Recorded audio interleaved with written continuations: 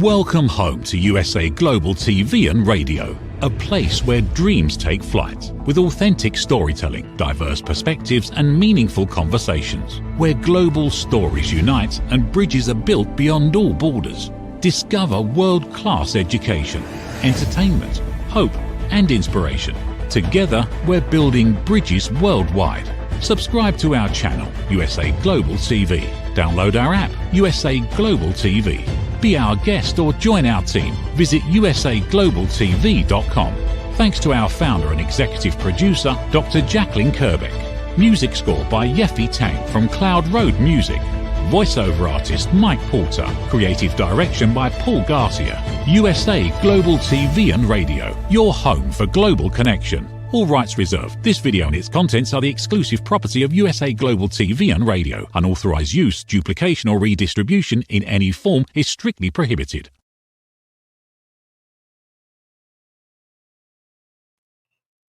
Welcome home to USA Global TV and Radio. I know you're expecting to see Red O'Loughlin. I am actually stepping in for him and hosting The Wise Ones here on USA Global TV and Radio. First of all, I want to give a special shout out to Red, who has done something incredible. It has not been done here yet so far, but he is the man and he has done it. He is not only a top 10 TV show host for 2025, he's the #1 top TV show host for 2025. Quite an accomplishment. That's on our Silver YouTube Creator Award channel. And he's also one of the top 10 in our Dr. Jacqueline Kerbeck. So I'm sorry that he's not here to host the show, but it's okay because he's our guest today. That's right. He's a guest on his own show. And today's show is 57 years.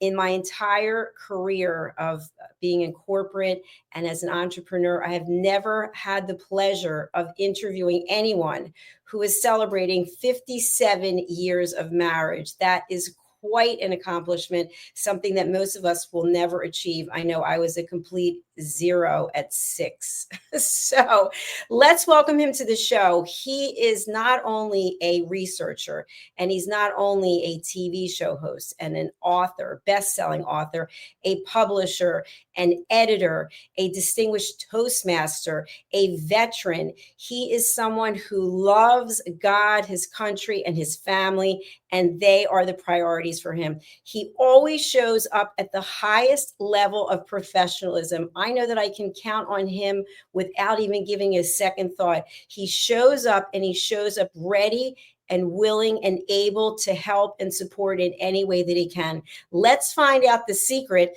behind, it's not just one, I'm sure many secrets behind the 57 years. Welcome, Red O'Loughlin, to your own show. Hello. Thank you so very much, Dr. Jacqueline. And just as you were saying those last sentence that you came out, I heard a crackle of lightning outside, a crackle of thunder outside. I don't know if that's ominous or just wishing me good luck from all the way around, but if we lose contact today, it may be because of other situations. But regardless, I'm the oldest of 9 kids, and a lot of responsibility on with that. And I didn't realize how that would enter into my marital life, but I met my wife at a football game, actually as a B team football game on my birthday about 3 years before we got married. And, a phone call or 2 later, we started dating. And after about almost 2.5 years, I proposed to her. And then 6 months later, we got married. And what was interesting was that my best friend and I went up to Dallas, Texas from Corpus Christi to take a naval aviation aptitude test and physical. We both passed the test. I passed the physical. He didn't. He got a 4F. I passed. I ended up in Vietnam. He didn't. I'm in Vietnam. He gets killed in a motorcycle accident back here in the States. Stranger things have been known to happen. But what was really interesting was I married my wife, and I'm in boot camp, literally not much longer after that. And they had this video that they were showing back then called Sex and the Naval Aviator, Part 2. And when they're talking about naval aviators, that was just a draw into the title, but they talked about the psychological makeup of naval aviation. And one of the things that I remember very distinctly was that in many, many cases, flight surgeon is standing up on stage in Pensacola at the movie theater. And he says, I like everybody who's the oldest born male in the family stand up. And literally the whole audience stood up. And he says, that is something that's unique to naval aviation, the oldest born male becoming a naval aviator. He says, sit down. He said, now, those who are married, are you married to the oldest born female in the family? Please stand up. And again, a huge amount. And it never dawned on me. My wife is the middle of 7, but the oldest born female. I'm the oldest of 9, oldest born male. So the oldest born male married the oldest born female.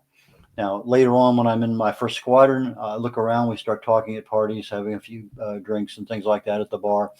And literally almost everybody in the squadron is the oldest born male married to the oldest born female. Now, why so? It's not that way in the Air Force. It's not that way in other industries and things, but it's something unique. So, Dr. Jacqueline, that was the first time that I figured out that really and truly is probably the reason why everything lasted so long, is because it's dictated by history. It's preordained, possibly. Yeah. I didn't know that about how you two actually met. That's really fascinating. A good friend of mine, very good friend of mine, also a relative of my wife, gave me a call up and says, my brother's playing B team game over in Ingleside, Texas. It's in between. We were in college, and you want to go? I said, yeah, why not? I have nothing else. And so I go over there and meet him, and this beautiful blonde is sitting about 10 feet down the road. I kept looking over, and kind of trying to catch her eye. And anyway, I get hit her phone number from my friend who has since passed on. And so we, started the phone conversation and the dating, and everything went from there. But that's how we met. And in fact, when I went up to Dallas to take the test, he flunked. I didn't. He was my best man at my wedding, which was I said I do to the Navy on a Sunday afternoon. The following Wednesday night, I said I do to my wife. Well, the Navy lasted 31 plus years, and right now today is number 57 years for my wife and I. I just have to give you both a round of applause, because it's so beautiful. It really is. And even we're hearing sirens. Everybody outside is excited too. So Red, a question that I'd like to ask is, because 57 years is a very, very long time. And with the younger generations, and I'm just speaking in general, because obviously this isn't across the board, but I found that people are in and out of relationships, they're in and out of careers, and it's kind of like, get as much information as you can, or as many experiences as you can, and move on. So you and I are from a different generation than that generation. And I think we value longevity and loyalty. So what is it that's kept the two of you together in a world that seems to be really focusing on us doing as many things, being as many different people in many different jobs as we can? And you two have found the secret for happiness. Dr. Jacqueline, I don't know that there's a secret. I'll tell you what I think. Obviously you have money is always an issue. Communications is always an issue. There are a lot of things I think generically that are issues for any newlywed couple. That's because we're just not trained in being able to handle things that we've never handled before. We come out as being a teenager. We're now a young adult, and we have expectations placed on us by our parents, by society. But we're never trained to actually do that, how to invest, how to handle a relationship with a mother-in-law, whatever it may have to be. But when you get married, you're not only marrying your spouse, you're marrying their family. And I think most people don't realize that. And as such, they kind of try to separate the fact. Well, when I married my wife, I also became a son to my mother and father-in-law. And so that became an automatic. And I'm also a brother and sister to all of the people that are in that family, relatives, outlaws, in-laws, everybody is part of that. So now I am part of that family in addition to part of my family. And you have to be able to be a member of that family. So that's kind of the first thing that creeps up. But to me, the thing that, as I've been asked this question before, and I've given a lot of thought, what is the thing that really and truly allow somebody to last 57, 75 years, whatever it may have to be. The issue is you married somebody because there were certain things about them that you liked, you loved, you adored, pick the verb you want that's appropriate. But as soon as you get married, okay, fine, I like all that, but I need to change this over here. No, when you get married, it's everything. You don't change something after you get married. Yeah, I can do that. No, you don't change that. You can accept it. You can tolerate it. There's a lot of things there, but that has to be part of that decision that, yes, I can live with that negative or those negatives. And whether it's a religious issue, a political issue, a cultural issue, there are going to be a lot of them out there, but most of us don't even understand what the real crux of the situation is. If I have a daughter who married a Hispanic. I have a son who married a black. There are cultural issues there. I have a son. I mean, I know people, and also in our family, a Catholic marries a Baptist. So you have religious issues there, or you have somebody who's non-denominational. There's just a lot of things. And okay, fine, I'm going to do that. No, accept what it is, learn to tolerate it. And as you are learning, one of the things that's really key critical is the fact that there are hot buttons. I'm sure you have them too, Dr. Jacqueline. Somebody pushes that hot button, and it doesn't matter how good a listener we are or anything else, they push the wrong button. And so what are those buttons? Don't push them.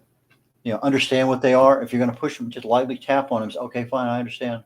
So I think the biggest thing is accept what's there, tolerate what's there, learn to live with it, change your expectations. There's a lot of things you can do, but don't try to change someone else to make somebody better, because you're not. Brad, you brought up so many incredible points there, and I just want to touch on a couple of them in the time that we have. So the one I'd really like to delve into is compromise. And in any situation, relationship, there are usually compromises, and sometimes a compromise can even be a love language, or it can become a listening skill, or overlooking something. And I know for myself, in the relationships that I've been in, I haven't been in a long-term relationship in a long time, but it was always about, well, you work out too much, or your hair is too long, or your nails are too long. I'm like, well, wait a minute. When you met me, this is exactly how I was. So why do I have to change? And on the opposite, I might have been like, I don't like the way you dress. I don't like your toenails. I mean, like, honestly, things that really don't matter, but you have to compromise. And so to your point that you just made, obviously, as we get older, our tolerance for things changes. So how do you know when you've compromised enough to the point where you're compromising yourself? Well, I don't know that you actually compromise yourself. I think what you do, I can't remember the name of the motivator. I mean, he's very, very well known. I just can't think of it right now. But one of the terms he used to say is, "We're not going to take that class." And basically he says, that topic is there. We understand it, but we're not going to discuss it. And so in other words, you short circuit the emotions before they start to bubble up. And so let's say that I exercise too much. Okay. I may understand that, but I may not recognize it. And so I may have an individual, I really need to do this because I want my health, my abilities. It doesn't matter what I'm going to gain out of it. But there's issues there that, okay, fine. If I'm not going to discuss it, we at least recognize, we agree to disagree. And I think that's the key thing is that, do I compromise myself? Absolutely. And just as if she were doing the same thing for me. There are things that, Red, don't do that. Well, sometimes yesterday we were at a restaurant, and I love this restaurant. It's where I proposed to my wife right in front of it. It's a local place here in Texas.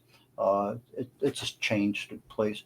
And I don't usually get I lived in quality control for decades as part of my corporate background. And it's a simple thing to tell somebody they're doing something wrong if it's a business. It's not a simple thing to tell your wife you're doing something wrong. It might be a little bit easier to tell your son or your daughter you're doing something wrong. But in business, you give feedback. Your feedback is there. Well, they didn't want to hear it. They didn't care. Okay, fine. Look up, here's Google. I get the customer service number for the company. And I spend about 5, 6, 7, 8 minutes talking to customer service about the complaint that I had lodged. So there's some places where, yeah, you compromise. There's some places where, no, you don't. But it depends on who that entity is on the other side of the conversation.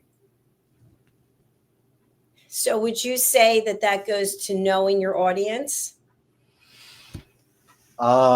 In most cases, yes, but in some cases, if you and I met at a cocktail party and you said something that was weird, I probably, okay, fine, like I say. But sometimes, an extra third or fourth glass of wine, you're not as apt to be tongue-tied as you would the first time you meet somebody and everybody's drinking iced tea. So the situations do change. The exact same situation can be influenced by stress. It can be influenced by a number of other factors, alcohol being one of them, the amount of time you've been awake, because I was in the military flying a lot. We had a lot of 24-hour days. In fact, when I had one of my first time that I ever set up a watch section over in Montijo, Portugal, my watch was 24 on, 48 off. That's what I wanted for my watches. And I had control over that. But I've been on some watch sections where, you're 8 on, but you're still expected to work after you're 4 on, and then you're 8 off, and then 4 on again. It's some weird things that are not part of the aviation world, but that's the way they used to do them on ships. Well, I'm not on a ship. That's not my background. But it's part of understanding what is your little cog doing in this big machine. And sometimes that cog can make a very loud squeal, and sometimes it's wise that it just gets oiled and keeps doing its thing. Play the game. I think that's the biggest issue. Depending on the situation you're in, sometimes it's best just to play the game. Let's see how things work it out, and then worry about it down the road. Play the game. Okay, that's a good takeaway. Thank you. And Red, that I teach courses on listening and setting boundaries. And what I'd like to talk about now and have you reflect on is I've seen this many, many times, even as a coach, when people come to me if they need counseling, and people fell in love. They liked all these things about the person, and then they almost turn on them. And then it's like they're the enemy. It's not like they're the same person that they fell in love with. It's kind of like they have so much anger and hostility at the other person. And I'm wondering, when something happens that brings a divide between a couple, I mean, you've interviewed hundreds and hundreds of people. So when something happens that brings a divide between two people, what's the best way forward, or what's the best way to walk away? So where I'm going with this is you two have been together for 57 years, which is amazing, and you're happy. You have a beautiful relationship. There are plenty of people out there in relationships for, clocking years and clocking time, but they're not happy. And they actually have lost the respect for one another, but yet they stay together for the family or the kids or whatever the case is. So how does one handle the volatile situations that put a divide between couples? Dr. Jacqueline, it's an interesting question, and I would give you one simple answer. And I think you've given me the same advice as a TV host, and it applies very directly to any aspect of our life. It's not about me. And if I look at that from a TV host perspective, my job as a host is to make my guest the star of the show.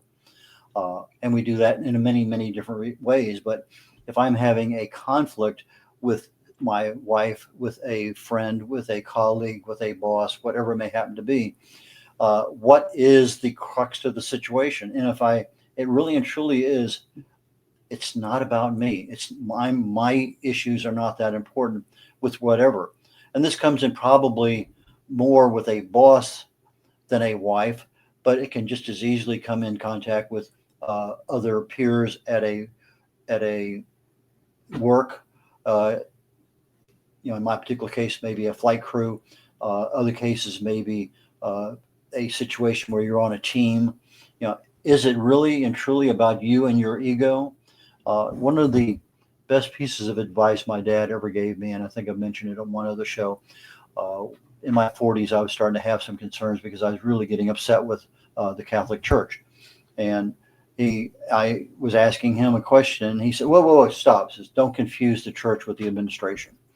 And then clarity. I mean, instant clarity. All my issues were against a person doing a certain thing. It wasn't about the big scheme of things. It was about a uniqueness. So again, if I'm looking at, is it the system or is it somebody's ego? Is it about me? Can I let it go? And I think that's the best way to handle that kind of situation. What do you think?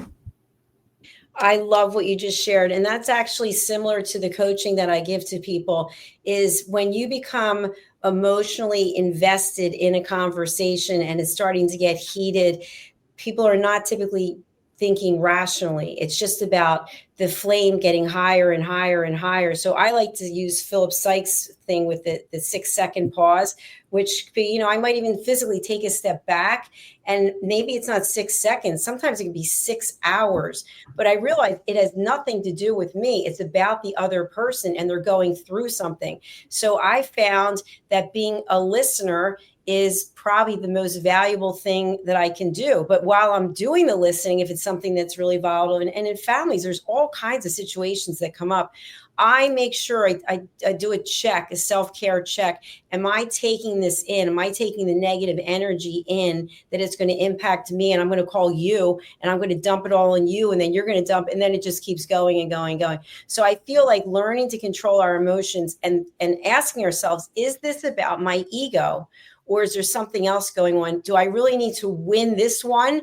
Or is it a matter of finding a compromise and finding peace and maybe just being that listening ear for someone who needs it? But you mentioned earlier, as we get older, our values change, our expectations change. And when our expectations change, our happiness changes. And it may be that our expectations rise a little bit, which means we're less happy, we're more depressed, have more anxiety. But those are things that can easily be tweaked back to normal. And I don't think that we realize that the outside world has that much effect on us. I can't tell you how many people I talk to, and I ask them, "Oh, are you stressed?" "Oh, no, I give stress away. I don't take." But most of us reach out there and we grab a hold of it. We just don't let it go. And when we start doing that, those little things build up, build up, build up, build up, and you end up with a health issue. You end up with a relationship issue.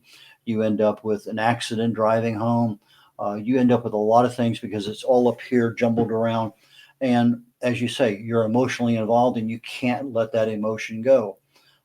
You can't smile at somebody. You can't, I mean, just, it's like that person is, as you mentioned earlier today, that person is the enemy. And no matter what he or she says, that's wrong. We see that so much in society now, not willing to even listen to the other person. They're wrong. It doesn't matter. So I think in the particular case of what we're talking about, yes, that emotional bubbling is something we need to be aware of. And it usually happens because our voices raise up. We start stepping into the situation. We start really being argumentative with somebody that is it really and truly their fault, or what's the situation? And we don't assess it well. We just go on instinct or history, and that's what it always is. That's what it's always going to be. But as you get older, you should be able to make changes. Should be able to. Absolutely. And I think as we get older, at least I'm finding with myself that I'm able to look at situations and I'm even able to feel someone else's energy, believe it or not. And I'll say to myself, this is not where I want to be right now. This is not going to work out. And as you know, especially with this television platform, all of us have to be coachable. We all have to be open to feedback. And I feel like with relationships, that's the same thing. How open are you to really sitting down and having a conversation and looking at both sides and possibly another solution that maybe we haven't thought of, instead of I have to be right, it's my way or it's the highway. I remember when I was in corporate, I had a client who worked for a very big pharmaceutical company, and he used to say that that our team had to do it his way. It was all his way. It wasn't about the company's way or what we would suggest as trusted advisors. And I thought there's something going on there, and I'm not even going to label it or judge it, but to me, it has something to do with the ego. And so I'm not really sure that the ego is showing up in the best way when it comes to just trying to win arguments and trigger people to fall into patterns of behavior that don't serve them. Well, sometimes you can work around a problem very easily, but we don't define what the problem is in order to step back. Okay, what other way can I handle that? I had several exercises I had 11 reserve units, 2 Coast Guard and 9 U.S. Navy reserve units that I would send overseas to various exercises. And one of them, the exercise, actually about 3 or 4 exercises a year in Korea. And the first thing I did on the first exercise is I wanted to have somebody on my team being able to understand and be interpreter. So I went to the Naval Postgraduate School and I asked for a half a dozen Hangul speakers. In other words, these are Navy enlisted people who learned to speak Korean. And so I brought them over on the first exercise. And part of the cultural problem over there was that the Korean naval officers wouldn't talk to an enlisted, whether it was Korean or U.S. So I had a disparate. I had people there that could help solve the problem, but they weren't even allowed to be part of the solution. So the next exercise, I did the same thing, but I told everybody, do not bring a uniform. You are civilian consultants. That's the way you're going to be introduced. That's the way you're going to, and it worked out great. And so that particular problem of having a cultural issue, you could work around it. I had a similar one in Bahrain, where I put a female Coast Guard captain as the commanding, the head person, the CEO of a particular operation that we're doing over there. Well, the Bahraini officer corps and senior management, I wouldn't talk to her because she was a woman. So I had to take the XO, which was a Navy captain, put him on the organizational chart as the head guy. He would go to all the meetings, but he would make no decisions. He would come back, talk to her. Okay, fine, this is what we're going to do. So he became the liaison of being able to make everything run. And so she accepted that and she said, fine, I'm in charge. We're going to do it my way. I said, absolutely. And so he was just the messenger that would go back and forth. But they didn't realize, the Bahrainis didn't realize that he was the messenger. They thought that he was the person in charge. So there's many different kinds of problems we have in our lives, and a lot of them deal with people, cultural issues, and it's very, very difficult to overcome. But if you can step back and what is the problem? How can we solve it? I think that works. And that's probably, I guess, what a lot of marriage counselors try to do. What's the problem and how are you going to solve it? But for practical purposes, I think we all have that innate ability to do it. We just don't want to do it or don't feel comfortable doing it. I don't think they can't. We just don't. Red, your stories are so fascinating. Have you ever written a book? Actually, I have written several, but I do want to do one on. In fact, my current project I haven't started yet is my first great grandson is about a year and actually a little over a year and a half now. And I want to do a series about 8, 10, 12-minute videos and compile an autobiography with myself, my wife, and probably my son and my daughter, where I have something that I can put 100 videos on a YouTube channel, privacy guaranteed, so that not only my great grandson has access, what do you do in the war, grandpa, great grandpa, and we can cover those things. I mean, beginning of my career, I got an invitation to Vietnam. Yeah, I flew over there for a while. At the end of my career, I got an invitation to Bosnia. So again, totally different world. I was out before everything started over there in the sandbox, but 31 years, it's a fair amount of time. But I have my military career is a little different. I did 4.5 on active, flew out of Vietnam, did 20 in the reserves, and then went back on active duty because of the Berlin Wall fell, the peace dividend. They let too many people out, and I was able to find some active duty up in New York City for a couple of years, out in the Bay Area in California for a couple of years, and then Stuttgart, Germany for a couple of years. And I retired overall with a little over 31 years. And so I had 62 countries. I got my wife to 30 of them. So there's a lot of missing time in our marriage because I'm gone for my 2 weeks in the summer for my reserve duty, or I'm going on a birthday, or I'm going on an anniversary. Yes, there's many of those, but I think one of the phrases that's used a lot is time makes the heart grow fonder. And I think in our particular case, that absolutely did. I remember one time I was in New York City, and for whatever reason, I would see something at a play or see something else, and I thought, that reminds me of. And so I bought just a plain blank book, not very big, probably a 4x6 or something like that. And I started handwriting events, thoughts, situations. And I think this is for my wife's 25th anniversary. And I handwrote I wanted to do 100. I think I got 88 of remembrances of things that I saw something and it reminded me of her or a situation we were both in.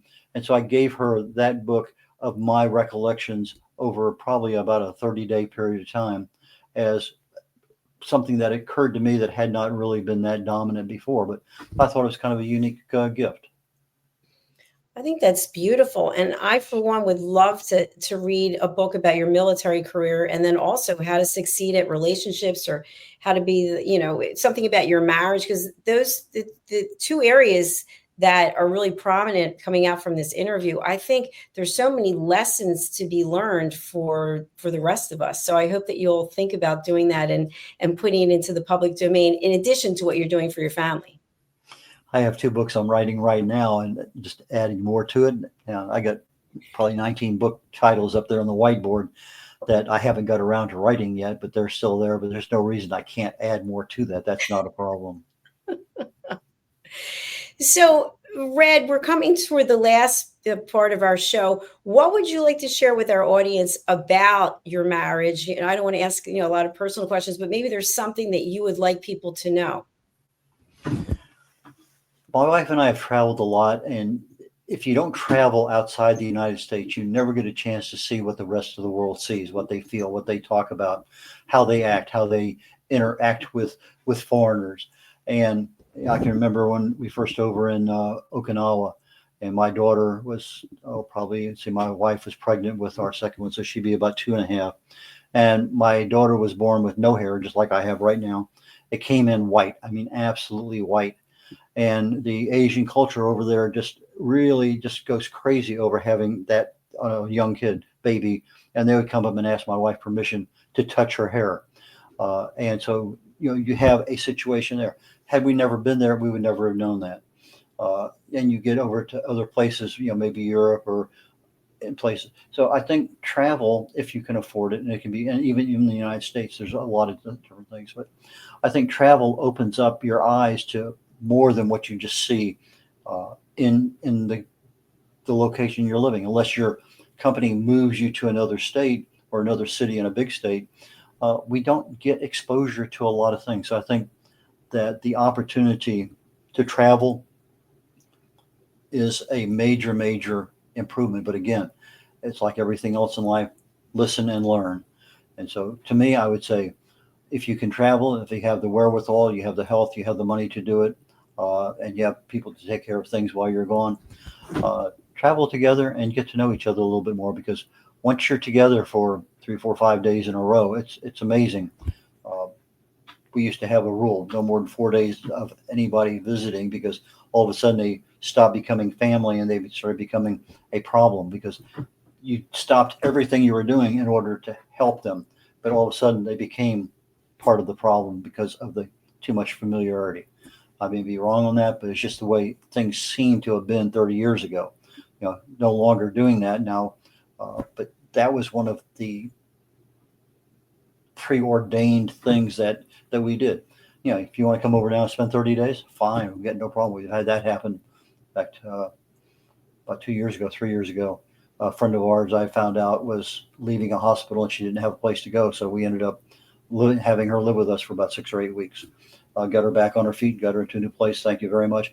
Yeah, but never a problem. But 30 years ago, may have been. Maybe it's my age. I don't know. But we do change over time, or at least we should. So if I had to leave somebody with a thought, it's not about me. Don't change someone else. enjoy life as best you can.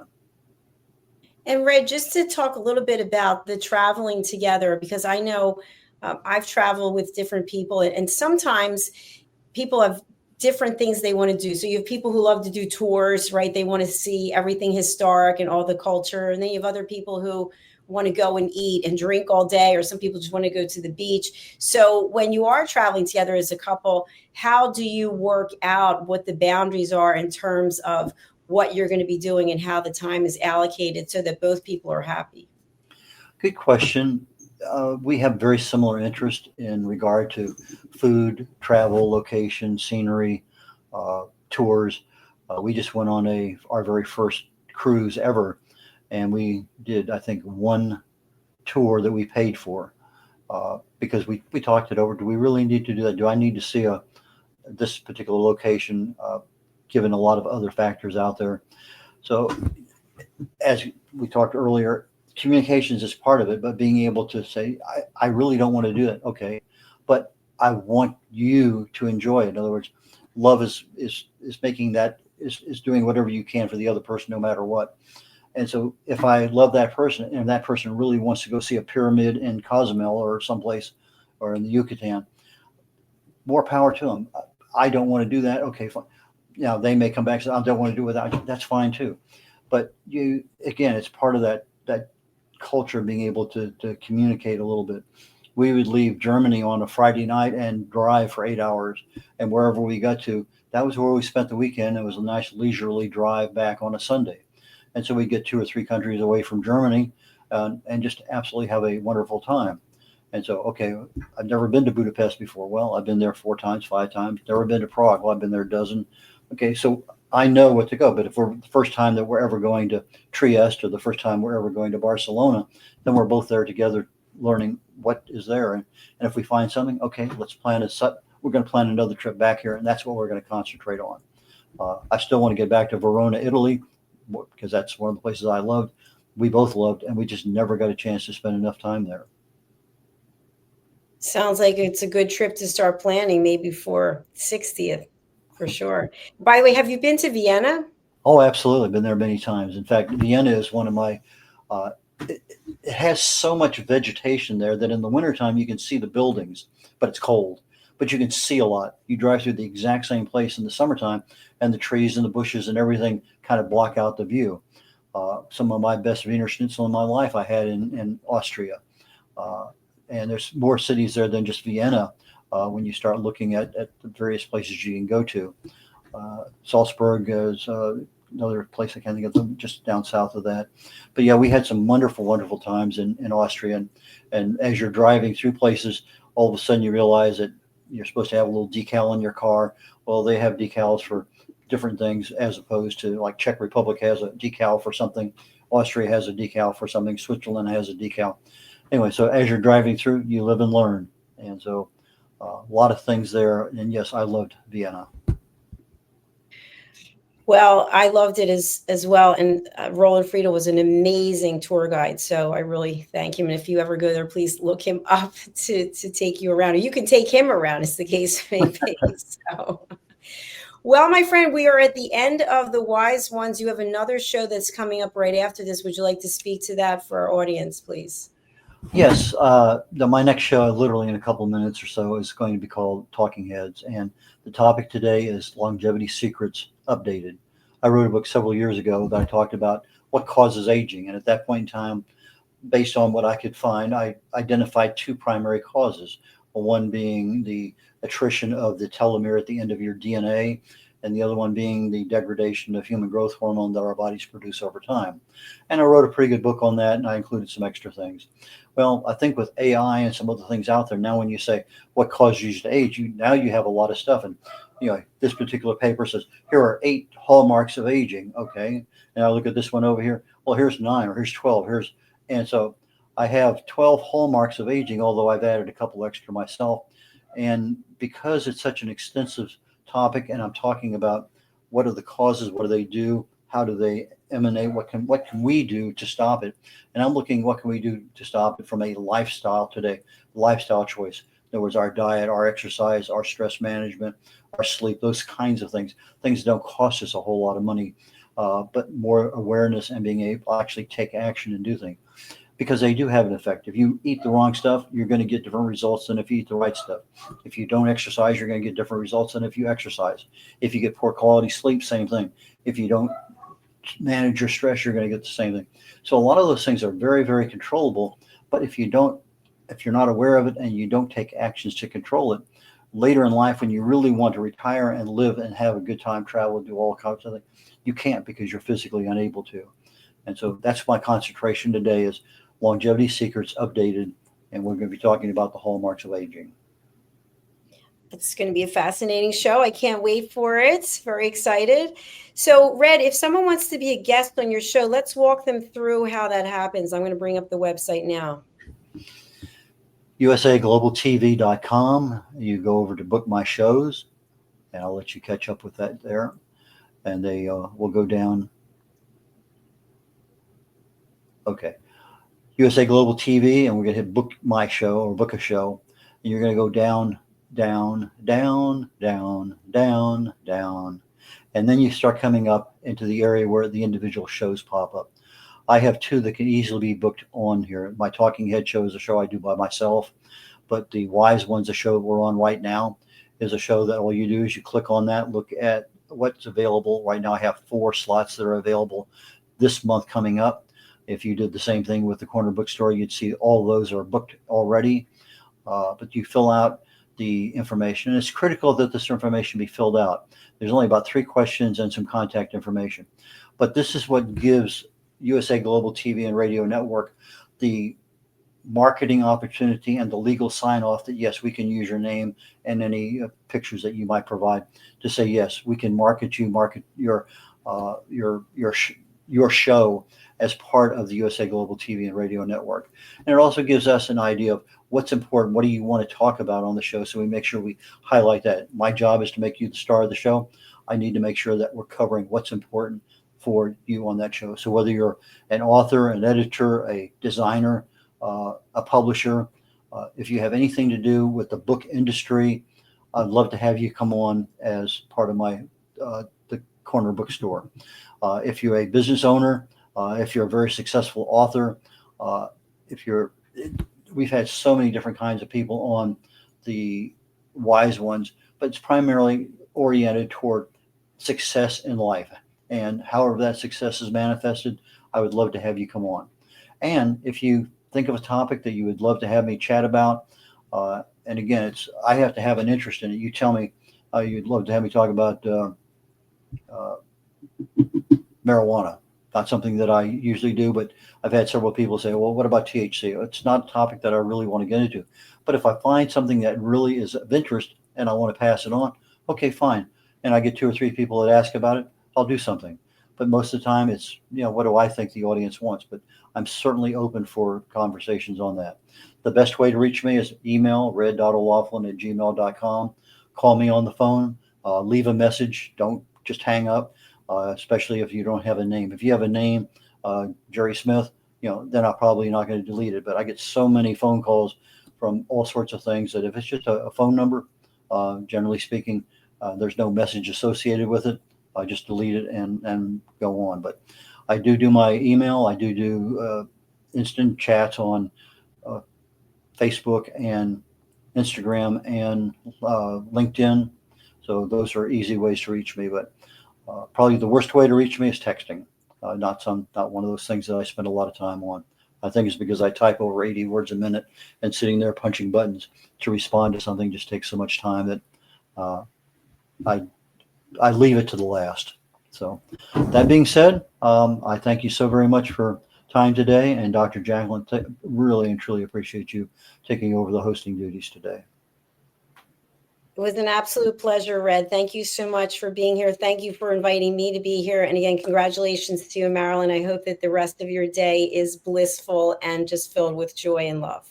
Thank you so very much.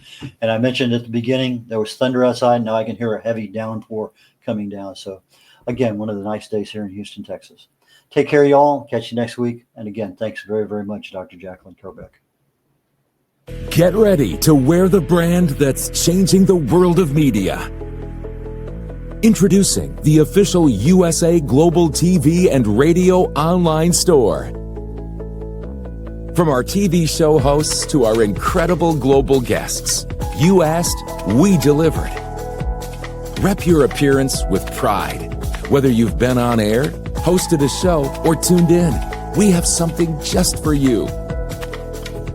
Visit us at usaglobaltvradioshoп.myspreadshop.com and start shopping today. Check back frequently. We're dropping fresh new designs all the time. Showcase your role in our global community. These designs celebrate your voice, your story, your presence. It's more than just merchandise. It's a movement of hope, inspiration, education, and elevated listening.